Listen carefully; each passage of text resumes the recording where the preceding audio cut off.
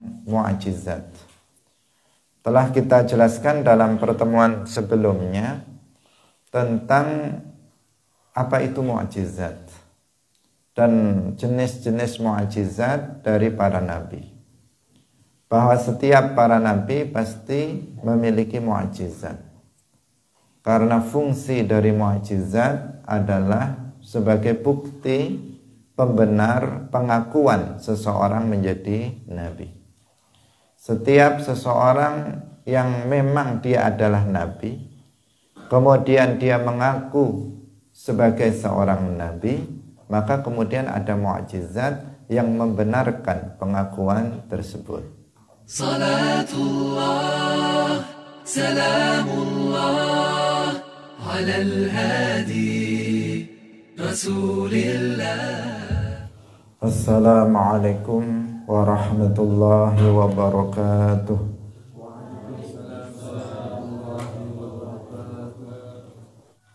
Qala al-muallif rahimahullahu ta'ala wa nasakhuhu li syar'i ghairihi waqa' hatman adallallahu man lahu mana' wa nasakha ba'di syar'ihi bil ba'di ajiz wa ma fi dhalahu min khabdi wa mu'jizatuhu kathiratun ghurar minha kalamullahi mu'jizul bashar wajzim bi mi'rajin nabi kama rawahu wa barri'an li Aisyah mimma ramau wa sahbuhu khairul quruni fastami' fatabi'i fatabi'un liman tabi' wa khairuhum min waliyal khilafah wa amruhum fil fadli kal khilafah yalihimu qawmun kiramun bararah iddatuhum sittun tamamul asyarah fa ahlu badril azimi syani fa ahlu uhdin bai'atir ridwani wasabiquna fadluhum nasan urif hadha wa fi ta'yinihim qad ikhtulif wa awwili tashajjur alladhi warad in khutta fihi wajtanibta al-hasad. Hadirin hadirat kaum muslimin muslimat, pemirsa Madu TV rahimakumullah. Alhamdulillah, puji syukur kita sampaikan kepada Allah Subhanahu wa taala pagi hari ini dengan nikmat-nikmat Allah, dengan rahmatnya, dengan taufik Allah Subhanahu wa taala, kita semuanya bisa bersama-sama ngaji kitab Jawharatut Tauhid. Semoga Allah Subhanahu wa taala menganugerahkan ilmu yang bermanfaat, barakah fid dunya wal akhirah. Amin ya rabbal alamin. Salawat dan salam semoga tetap terlimpahkan kepada junjungan kita Nabi Agung, makhluk yang termulia, penutup dari seluruh para nabi, yaitu Nabi Muhammad sallallahu alaihi wasallam, para sahabatnya, keluarganya, serta seluruh umat Islam yang mengikuti beliau ila yaumil qiyamah. Hadirin rahimakumullah,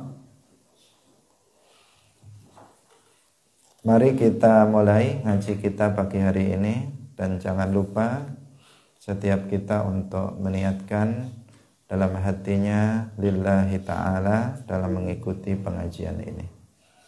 Qala al-muallif rahimahullahu ta'ala wa mu'jizatuhu katsiratun ghurar minha kalamullahi mu'jizul bashar wa mu'jizatuhu lan utawi pira-pira mu'jizate Kanjeng Nabi Muhammad iku katsiratun akeh ghurar kang jelas. Minha iku setengah sangking mu'jizatuhu kalamullahi utawi kalame Allah. Mu'jizul bashar kang ngapesaken manungsa. Hadirin hadirat rahimakumullah. Pada pagi hari ini secara khusus kita akan membahas tentang mu'jizat. Telah kita jelaskan dalam pertemuan sebelumnya tentang apa itu mu'jizat dan jenis-jenis mu'jizat dari para nabi. Bahwa setiap para nabi pasti memiliki mu'jizat. Karena fungsi dari mu'jizat adalah sebagai bukti pembenar pengakuan seseorang menjadi nabi.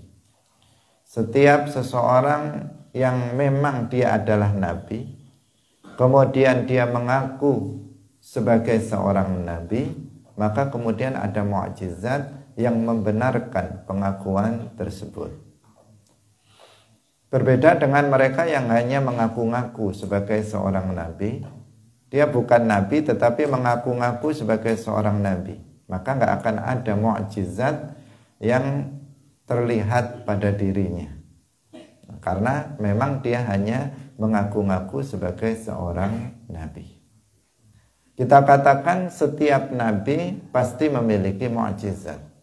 Namun juga telah kita sampaikan bahwa mu'jizat yang paling banyak itu dimiliki oleh Rasulullah Shallallahu Alaihi Wasallam, atau dengan kata lain Rasulullah Shallallahu Alaihi Wasallam adalah nabi yang paling banyak mu'jizatnya dan yang paling agung, yang paling dahsyat mu'jizatnya.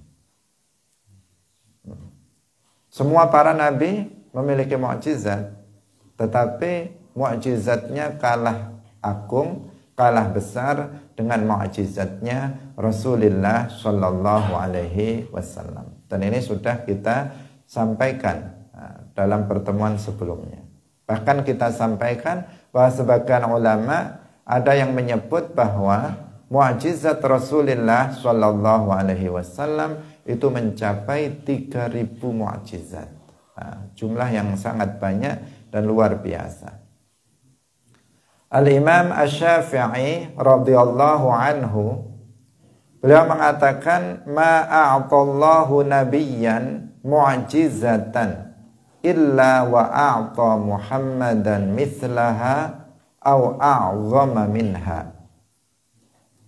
Ma a'tallahu nabiyyan, Allah tidak memberikan mu'jizat kepada seorang nabi pun. Ma'a'atallahu nabiyyan mu'jizatan, Allah tidak memberikan sebuah mu'jizat kepada seorang nabi pun illa wa'a'ta Muhammadan mislaha, kecuali Allah juga memberikan kepada Nabi Muhammad mu'jizat yang semisalnya.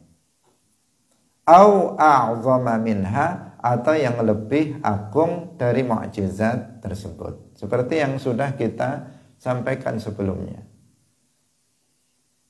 Nabi Isa alaihi salam, beliau bisa menyembuhkan orang yang buta, buta dari lahir, disembuhkan dengan doanya. Nabi Muhammad sallallahu alaihi wasallam dengan mengusapkan telapak tangannya, banyak orang yang buta kemudian sembuh.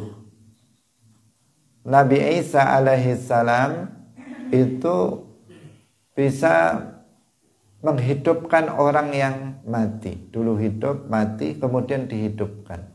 Sedangkan Nabi Muhammad SAW bisa menghidupkan sesuatu benda yang bukan benda hidup, yang nggak pernah hidup sama sekali, nggak punya ruh, yaitu pohon kurma. Telah kita ceritakan kisahnya. Kemudian Nabi Musa alaihi salam memukulkan tongkatnya ke batu sehingga dari situ mengalir air. Dari sana Bani Israel kemudian meminum airnya. Nabi Muhammad SAW mampu mengeluarkan air dari sela-sela jarinya. Dan itu lebih agung daripada keluarnya air dari bebatuan. Hadirin rahimakumullah. Mukjizat Rasulullah SAW hendaknya kita mengetahuinya. Hendaknya kita untuk mempelajarinya. Penting bagi setiap muslim untuk mempelajari jenis-jenis mukjizat Rasulullah SAW. Untuk apa? Untuk memperkuat keyakinan kita terhadap kerasulan Nabi Muhammad SAW. Karena kita mempercayai bahwa Muhammad ibn Abdullah ibn Abdul Muttalib ibn Hashim al-Qurashi, beliau adalah hamba dan utusan Allah Subhanahu wa ta'ala. Beliau adalah Nabiullah, beliau adalah Rasulullah. Itu karena ada mukjizat pada diri Rasulullah Shallallahu Alaihi Wasallam yang membenarkan pengakuan beliau sebagai Nabi. Maka semakin kita tahu mukjizat Rasulullah Shallallahu Alaihi Wasallam, maka itu akan bisa memperkuat keyakinan kita terhadap kerasulan Nabi kita Muhammad Shallallahu Alaihi Wasallam. Bahwa pada 14 abad yang lalu ada seorang laki-laki namanya Muhammad. Itu sudah terbukti, sudah diakui oleh semua manusia, baik itu yang muslim maupun yang kafir. Bahkan makamnya pun ada di Madinah. Itu membuktikan kebenaran tentang keberadaan adanya seorang laki-laki yang hidup yang bernama Muhammad ibn Abdullah.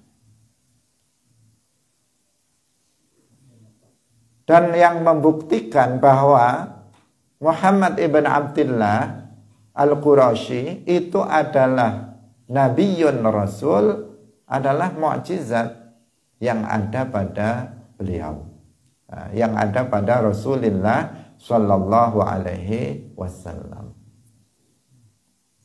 Maka apabila kita mempelajari, semakin banyak kita mempelajari dan mengetahui mukjizat-mukjizat Rasulullah Sallallahu Alaihi Wasallam, maka akan semakin kokoh keyakinan kita, keimanan kita tentang kerasulan dari Nabi kita Muhammad Sallallahu Alaihi Wasallam. Dan karena Nabi Muhammad Sallallahu Alaihi Wasallam telah kita katakan, beliau adalah penutup dari seluruh para nabi. Tidak ada lagi yang diangkat menjadi nabi setelah beliau.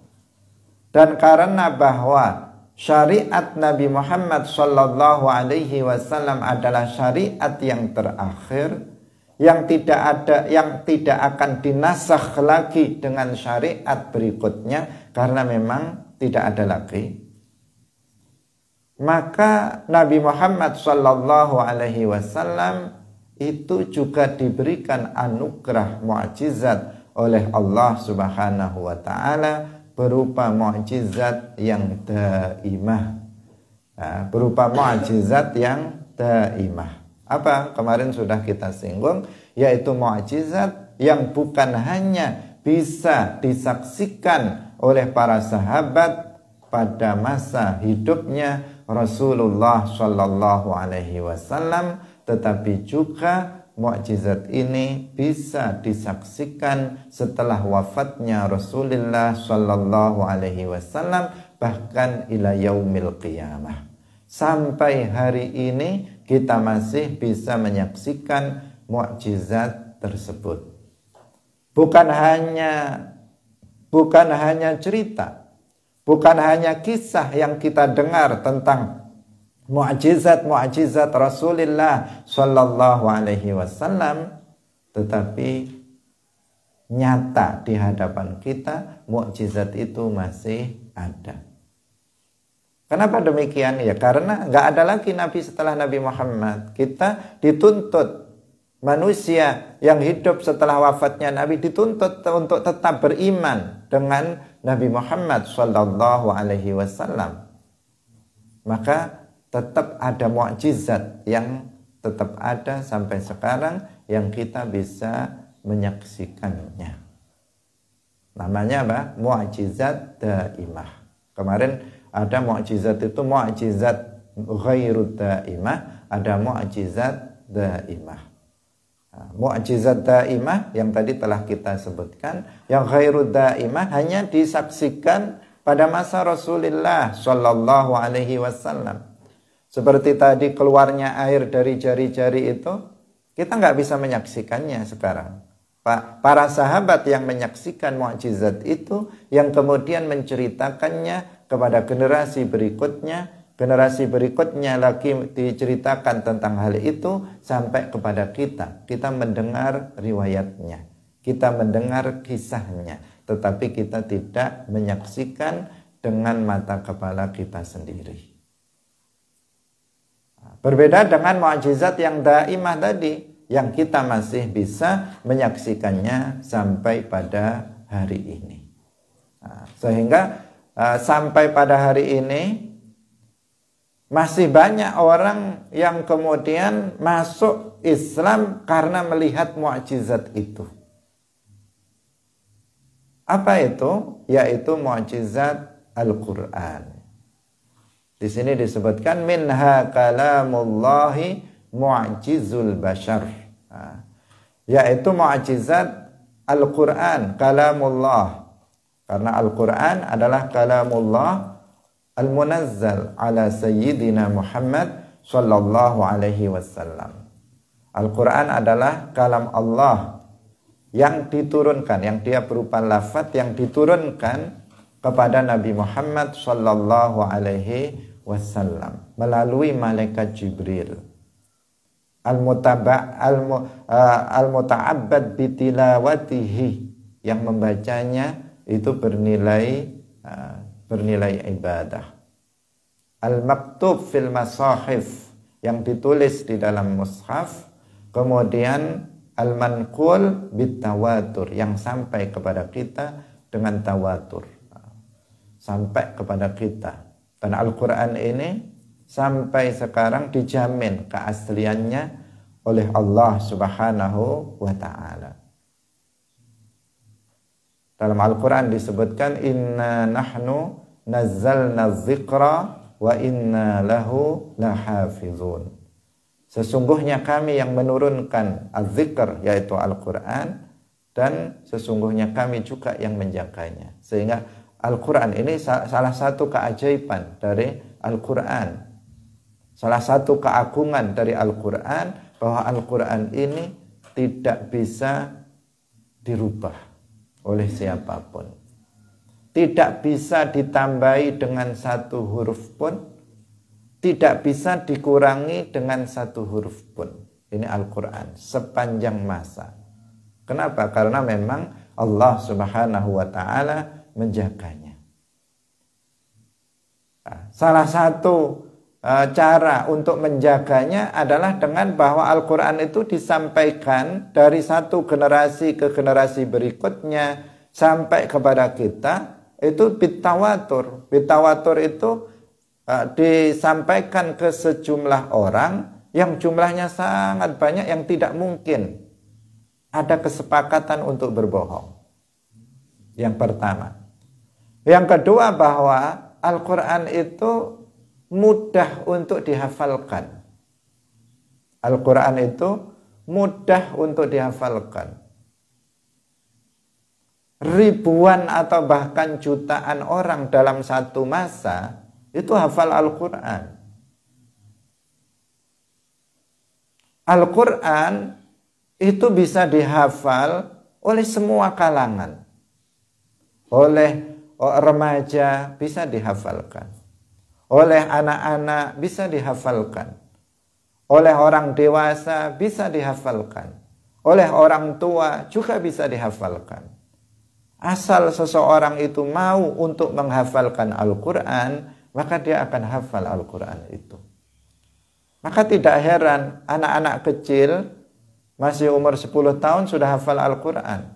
Al-Imam Syafi'i radhiyallahu anhu umur 7 tahun sudah hafal Al-Quran. Guru kita Asy-Syaikh Al-Muhaddits Abdullah Al-Harari rahimahullahu ta'ala umur 7 tahun beliau sudah menghafal Al-Quran, sudah hafal Al-Quran. Dan masih banyak lagi para ulama yang umur 7 tahun mereka sudah hafal Al-Quran, 10 tahun sudah hafal Al-Quran. Banyak remaja-remaja yang masih usianya belia itu juga sudah bisa menghafalkan Al-Quran. Ada orang yang misalnya telat untuk menghafal Al-Quran, ya nggak telat. Istilahnya jika dibandingkan dengan yang lain, dia misalnya sudah umur 40 tahun, 50 tahun, tetapi kemudian dia memiliki niat untuk menghafalkan dan kemudian menghafalkan Al-Quran, maka dia pun akan bisa menghafal Al-Quran. Bahkan orang yang tua renta pun apabila dia mau untuk menghafal Al-Quran, maka dia akan bisa menghafalkannya. Semua kalangan bisa menghafalkan Al-Quran ini. Ini menunjukkan apa? Sesuatu yang luar biasa yang ada pada Al-Quran. Berbeda dengan kitab-kitab sebelumnya. Nggak ada umat-umat sebelum Nabi Muhammad SAW yang bisa menghafalkan kitab sucinya kecuali hanya 1-2 orang saja. Apalagi zaman sekarang, nggak ada umat selain Muslim yang bisa menghafalkan kitab sucinya. Sampai-sampai pada masa lalu ada Nabi Uzair yang itu beliau hafal kitab Taurat. Nah, karena beliau hafal kitab Taurat, sampai-sampai kemudian umatnya itu takjub, itu terheran-heran. Nah, saking terheran-herannya kemudian menganggap bahwa Nabi Uzair itu adalah anaknya Allah. Karena mereka heran, kok bisa hafal kitab Taurat? Nah, dia hafal berarti dia adalah anaknya Allah. Nah, sehingga keyakinannya melenceng, meyakini bahwa Uzair adalah anak Allah hanya gara-gara Nabi Uzair itu mampu untuk menghafal kitab Taurat. Karena saking gak adanya di kalangan mereka orang yang mampu untuk menghafal kitab sucinya. Berbeda dengan Al-Quran yang dihafal oleh jutaan umat Islam. Sehingga kalau ada seseorang mencoba untuk merubahnya, mencoba untuk menambahnya, mencoba untuk menguranginya, pasti akan diketahui. Pasti akan diketahui oleh orang dan dia pasti gagal dalam usaha untuk merubah Al-Quran. Ini juga dari sisi kemu'jizatan Al-Quran. Hadirin yang dirahmati oleh Allah Subhanahu wa ta'ala. Al-Quran menjadi mu'jizat dalam semua sisi. Dalam semua sisi. Dari sisi lafadznya, sejak Al-Quran diturunkan, itu sudah nggak ada orang yang mampu untuk membuat semisal Al-Quran. Meskipun hanya 1 surat saja dari Al-Quran, itu nggak ada yang mampu. Dalam Al-Quran, itu sudah dinyatakan. Allah Subhanahu wa ta'ala berfirman, wa in kuntum fi raibim mimma nazzalna ala abdina fa'tu bi suratin mim mislih. Apabila kalian itu ragu terhadap apa yang kami turunkan terhadap hambaku yaitu Nabi Muhammad, maka datangkan 1 surat yang semisal dengannya. Tetapi apa? Nggak ada satupun di antara mereka yang mampu membuat yang semisal dengan Al-Quran. Padahal di saat Al-Quran itu diturunkan, orang-orang Arab ketika itu mencapai puncak kehebatannya dalam sastra Arab. Mereka lagi hebat-hebatnya, orang yang hidup di saat itu tentang sastra Arab. Sehingga kita kalau membaca sejarah, ketika itu orang-orang Arab itu menulis syair-syair untuk kemudian digantung-gantungkan di sekitar Ka'bah untuk memperlihatkan kehebatan mereka di dalam sastra Arab.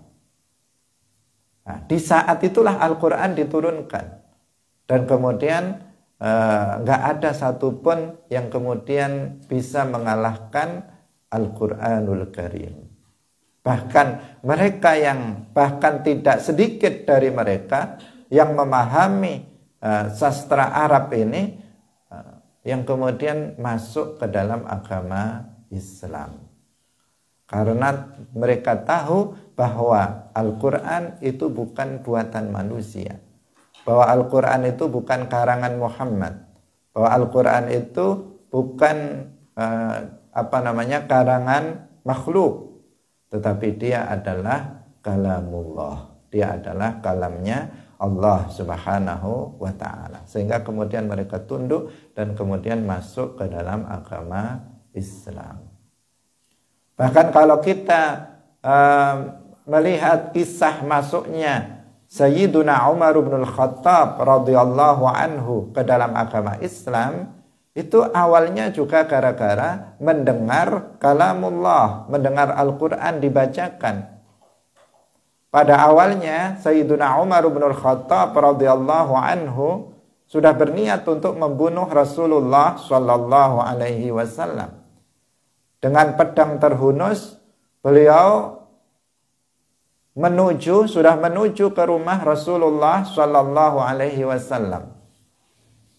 Tetapi di tengah jalan kemudian ada seseorang yang mencekatnya, memberitahu kepada dia bahwa adik dia dan adik iparnya itu telah masuk Islam.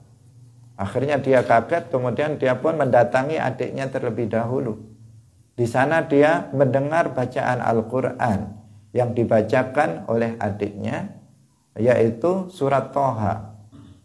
Kemudian apa yang terjadi? Mendengar bacaan ayat Al-Quran, dia kemudian menyaksikan kemu'jizatan Al-Quran, dan kemudian dia pun mendapatkan hidayah dari Allah Subhanahu wa ta'ala, masuk ke dalam agama Islam.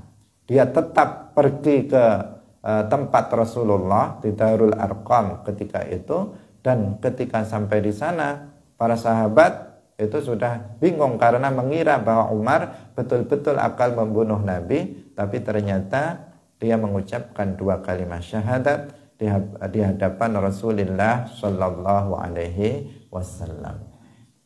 Itu karena Al-Quran. Dan masih banyak lagi para sahabat Nabi yang kemudian masuk Islam gara-gara mendengarkan Al-Quran, karena dia betul-betul mu'jizat. Hadirin yang dirahmati oleh Allah Subhanahu wa ta'ala, Al-Quran ini kemu'jizatannya tadi kita katakan ada dalam beberapa unsur kemu'jizatan Al-Quran. Yang pertama dari sisi bahasa, dan kebalaghahan, dari sisi sastranya, sastra Arabnya. Dari sisi kebahasaan, Al-Quran itu luar biasa. Tentu yang bisa menilainya di sini adalah orang yang ahli bahasa.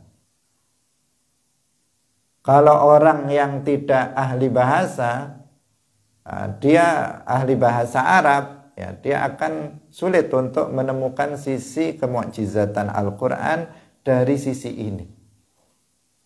Tetapi mereka yang mendalami kajian bahasa Arab dan balaghah, maka dia akan mengetahui bahwa Al-Quran itu kebalaghahannya itu tertinggi, mencapai tingkatan yang tertinggi, tidak ada yang melebihi kebalaghahan dari Al-Quran. Tetapi bagi kita yang nggak belajar bahasa Arab dan tidak belajar balaghah, maka akan kesulitan kita untuk menemukan sisi kemukjizatan Al-Quran dari sisi bahasa. Di dalam Al-Quran, Allah Subhanahu wa ta'ala berfirman, Allahu nazzala ahsanal hadithi kitaban mutasyabihan mathani taqsha'irru minhu juludul ladzina yakhshawna rabbahum thumma talinu juluduhum wa qulubuhum ila dzikrillah. Bahwasanya Allah Subhanahu wa ta'ala itu telah menurunkan sebuah hadis, sebuah kalam yang terbaik, yang berupa kitab yang apabila seseorang itu mendengarnya, maka kulit-kulit mereka itu bisa bangkit karena takut kepada Tuhannya. Maksudnya seseorang yang mendengar bacaan Al-Quran, maka hatinya itu bisa tergerak dan kemudian dia bisa mendapatkan hidayah dari Allah Subhanahu wa ta'ala untuk kemudian masuk ke dalam agama Islam. Hadirin yang dirahmati oleh Allah Subhanahu wa ta'ala. Tetapi dari sisi kita, apabila kita mendengar Al-Quran dibaca, ini tadi kalau kita bicara orang ahli bahasa Arab dan balaghah, dia akan dia bisa mengagumi kebahasaan Al-Quran, bahwa setiap kata, setiap huruf dan setiap kata yang ada dalam Al-Quran nggak ada yang sia-sia sama sekali. Semuanya ada faidah, ada hikmah.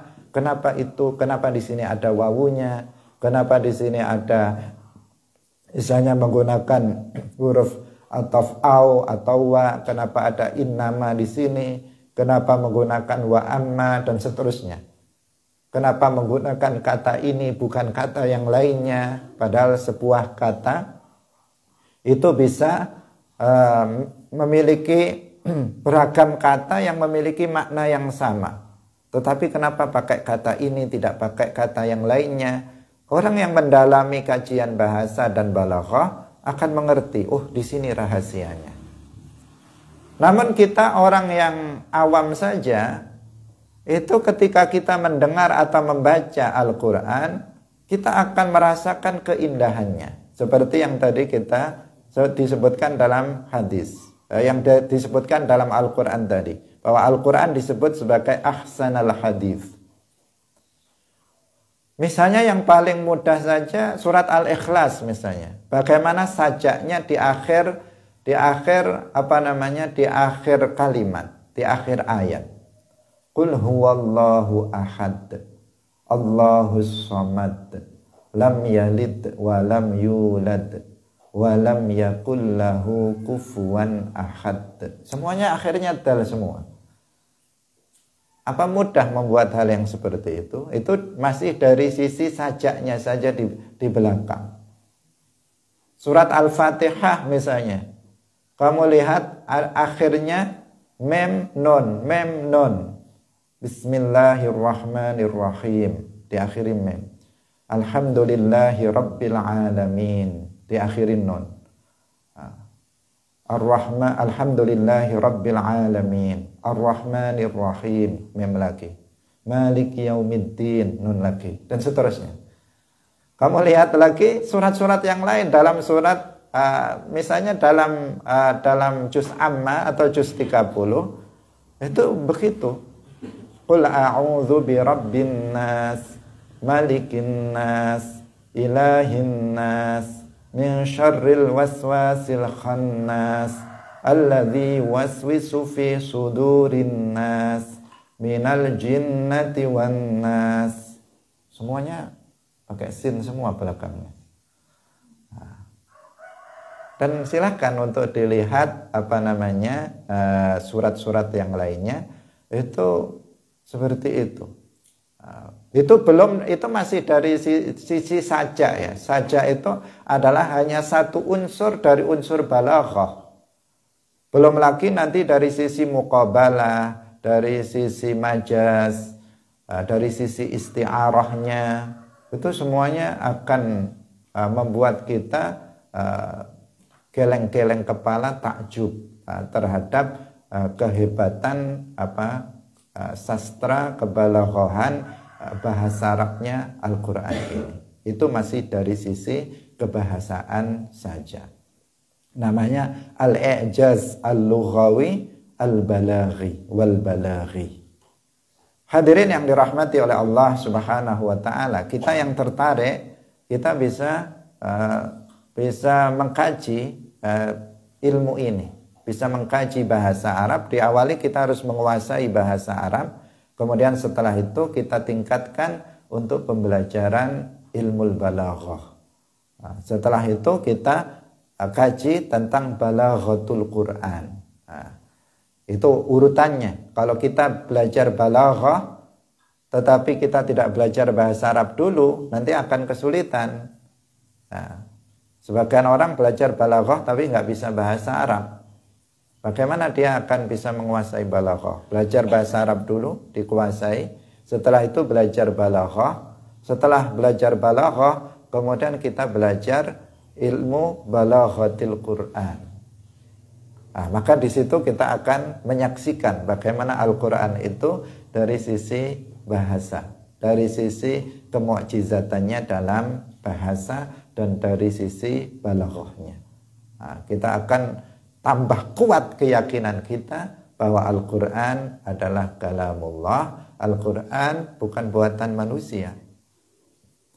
Hadirin yang dirahmati oleh Allah Subhanahu wa ta'ala.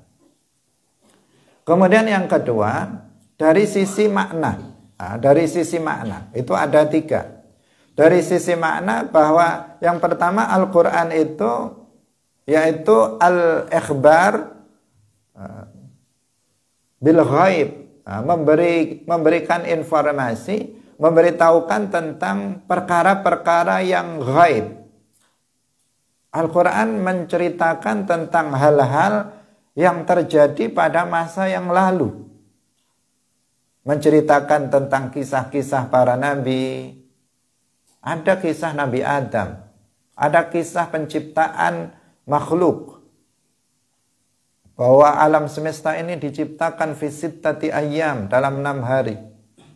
Ada kisah itu, ada kisah penciptaan Nabi Adam, ada kisah Nabi Adam itu sendiri, ada kisah Nabi Musa, ada kisah Nabi Ibrahim dalam Al-Quran. Sesuatu hal yang terjadi pada masa lalu, ribuan atau mungkin jutaan tahun yang lalu terjadi, diceritakan oleh Al-Quran. Ini sesuatu yang nggak bisa diceritakan kecuali itu oleh Allah Subhanahu wa ta'ala. Bagaimana manusia sehebat apapun dalam sejarah, dalam menggali sejarah, membaca, semuanya hanya perkiraan-perkiraan, sementara dalam Al-Quran adalah sebuah kepastian, sebuah informasi tentang sesuatu yang telah terjadi pada masa yang lalu. Dalam Al-Quran juga ada cerita tentang sesuatu yang akan terjadi di masa yang akan datang. Ini juga sesuatu yang ghaib, karena sesuatu yang belum terjadi. Al-Quran misalnya menceritakan tentang Rum. Dalam Al-Quran disebutkan Alif Lam Mim, ghulibatir Rum. Ghulibatir Rum. Ketika ayat Al-Quran diturunkan ini belum Rum ini belum dikalahkan, belum ditaklukkan. Tetapi Al-Quran sudah menceritakan, bahkan menggunakan fi'il madhi, bahwa Rum itu betul-betul akan ditaklukkan, akan betul-betul dikalahkan. Sudah diceritakan dulu oleh Al-Quran. Ghulibatir Rum fi adnal ardi wa hum min ba'di ghalabihim sayaghlibun. Min ba'di ghalabihim sayaghlibun fi bid'i sinina lillahil amru min qablu wa min ba'du wa yawma idzi yafrahul mu'minun binasrillahi yansuru man yasha'u wa huwal azizur rahim. Cerita tentang bagaimana Rum itu akan dikalahkan. Kemudian setelah mereka dikalahkan, mereka akan menang lagi. Kemudian setelah itu, pada saat itu orang-orang mukmin itu bergembira. Ini apa? Ini sesuatu yang akan terjadi, telah diceritakan dalam Al-Quran sebelum terjadinya. Dan ternyata apa? Terbukti apa yang disampaikan oleh Al-Quran ini betul-betul terjadi sesuai dengan apa yang disampaikan oleh Al-Quran. Ini namanya apa? Mu'jizat. Tentang Al-Quran menceritakan tentang sesuatu yang akan terjadi. Belum lagi tentang bahwa Al-Quran juga menceritakan tentang sesuatu yang akan terjadi pada hari kiamat nanti. Tentang hasyr. Al-Quran menceritakan tentang mizan. Al-Quran menceritakan tentang al-jannah, menceritakan tentang jahannam, menceritakan tentang al-hisab dan seterusnya. Yang itu semuanya adalah hal-hal yang ghaib. Menceritakan tentang jin, menceritakan tentang malaikat, ini semuanya juga sesuatu yang ghaib.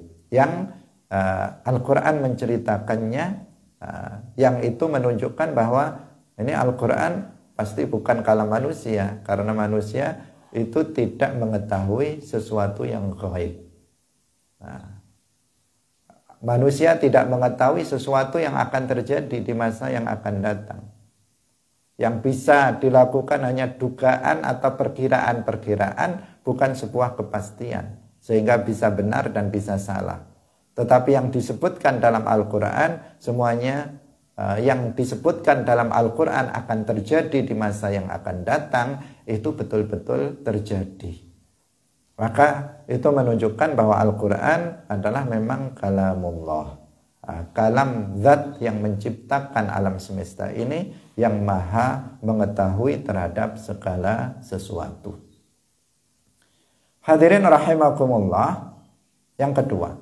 Kemudian yang ketiga, bahwa Al-Quran ini unsur balaghahnya ada pada isinya juga, yaitu dari sisi berbicara tentang ilmu pengetahuan yang disebut dengan al-i'jaz al-ilmi. Berbicara tentang ilmu pengetahuan yang hari ini kemudian ditemukan berbagai macam ilmu pengetahuan itu telah ada dan disebutkan di dalam Al-Quran sebagian. Tetapi kita harus waspada dalam hal ini. Jangan sampai kemudian ketika ditemukan sebuah teori-teori baru, kemudian langsung diklaim itu sudah ada dalam Al-Quran.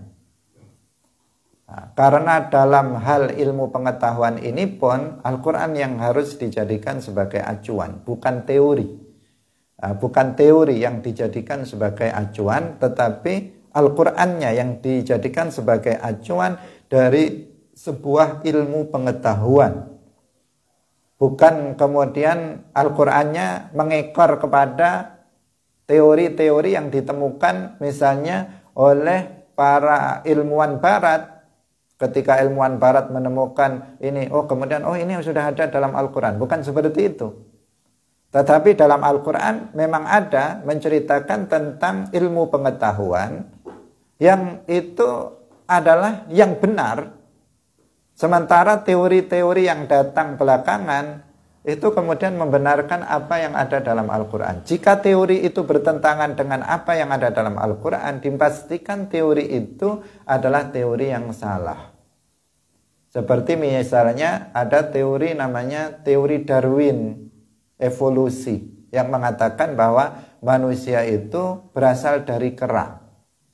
Nah, ini adalah teori yang sesat, menyesatkan, ini teori ini nggak ada dalam Al-Quran dan bertentangan dengan Al-Quran. Jangan dikatakan teori Darwin atau evolusi udah ada dalam Al-Quran. Artinya jangan mengikut sebuah teori dari seorang pakar ilmuwan kemudian diklaim itu ada dalam Al-Quran. Nah, karena belakangan ini ada orang yang seperti itu. Sebagai pemerhati tafsir ilmi, kemudian dia memaksa Al-Quran untuk membenarkan teori-teori yang ada. Ada lagi teori namanya teori Big Bang yang mengatakan bahwa alam semesta ini tidak diciptakan. Tidak diciptakan, tetapi alam semesta ini adalah hasil dari ledakan keras, gas yang meledak kemudian berpencar, ada yang jadi bumi, ada yang jadi matahari, ada yang jadi bulan, ada yang jadi planet-planet dan seterusnya. Asalnya itu sebuah gas yang meledak. Nah, itu teori Big Bang. Itu juga nggak benar, karena Allah Subhanahu wa Ta'ala dalam Al-Quran sudah menjelaskan bahwa alam semesta ini diciptakan oleh Allah Subhanahu wa Ta'ala dari tiada menjadi ada, bukan tidak diciptakan seperti yang diceritakan dalam teori Big Bang itu. Salah satu contoh adanya i'jaz ilmi dalam Al-Quran adalah tentang yaitu penciptaan manusia. Tentang penciptaan manusia. Disebutkan dalam surat Al-Mu'minun, وَلَقَدْ خَلَقْنَا الْإِنسَانَ مِنْ سُلَالَةٍ مِنْ طِينٍ ثُمَّ جَعَلْنَاهُ نُطْفَةً فِي قَرَرٍ مَكِينٍ ثُمَّ خَلَقْنَا النُّطْفَةَ عَلَقَةً فَخَلَقْنَا الْعَلَقَةَ مُضْغَةً فَخَلَقْنَا الْمُضْغَةَ عِظَامًا فَكَسَوْنَا الْعِظَامَ لَحْمًا ثُمَّ أَنشَأْنَاهُ خَلْقًا آخَرَ فَتَبَارَكَاللَّهُ أَحْسَنُ الْخَالِقِينَ. Ini satu ayat menjelaskan tentang proses penciptaan manusia. Bahwa manusia itu diciptakan oleh Allah dari saripati tanah. Bagaimana itu dari saripati tanah?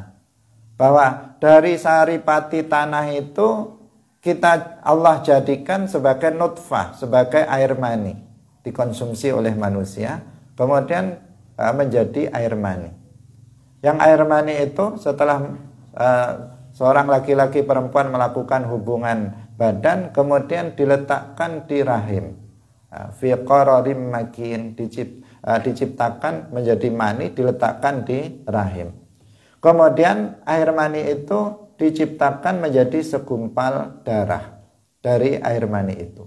Kemudian dari segumpal darah itu Allah jadikan menjadi segumpal daging. Nah, dari situ kemudian Allah menciptakan tulang-tulang. Nah, menciptakan tulang. Tulang itu kemudian ditumbuhkan dari tulang itu daging. Nah, dari situ kemudian tercipta manusia. Dan setelah itu ditiupkan ruh ke dalamnya, maka jadilah manusia seperti kita. Itu proses penciptaan manusia. Dan proses yang seperti ini itu dibenarkan oleh ilmu pengetahuan. Ilmu pengetahuan maksudnya ilmu pengetahuan modern. Dan kalaupun tidak, maka inilah kebenarannya tentang ilmu pengetahuan tentang proses penciptaan manusia yang wajib untuk kita imani kebenarannya. Al-Quran berbicara tentang masalah ini. Sehingga banyak para ilmuwan barat yang kemudian mereka bukan hanya tekun di dunia ilmu pengetahuan, tetapi mereka juga membaca Al-Quran, kemudian mereka masuk ke dalam agama Islam. Oh, ternyata Al-Quran sudah menjelaskan tentang masalah ini. Sehingga tidak sedikit di antara mereka kemudian masuk ke dalam agama Islam karena melihat kemukjizatan Al-Quran dalam ilmu pengetahuan. Hadirin rahimakumullah. Kemudian yang terakhir adalah dalam hal tasyri'.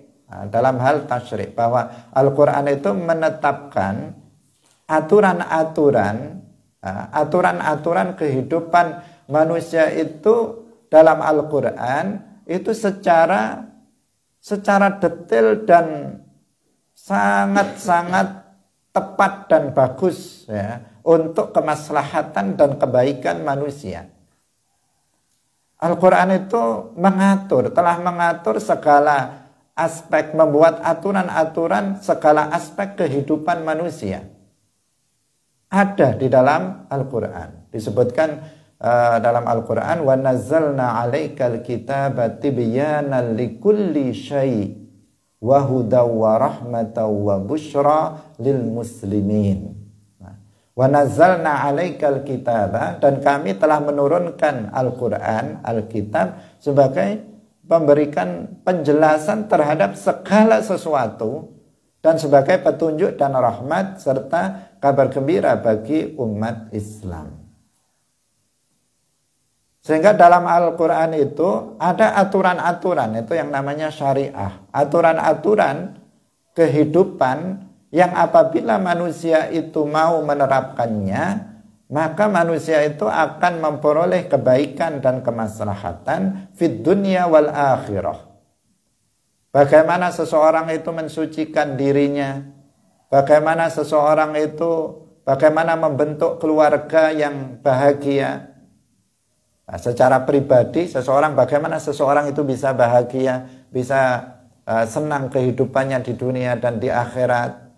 Kemudian bagaimana menciptakan keluarga yang bahagia, yang sakinah, sekarang istilahnya sakinah, mawaddah, warahmah. Ada tuntunannya dalam Al-Quran.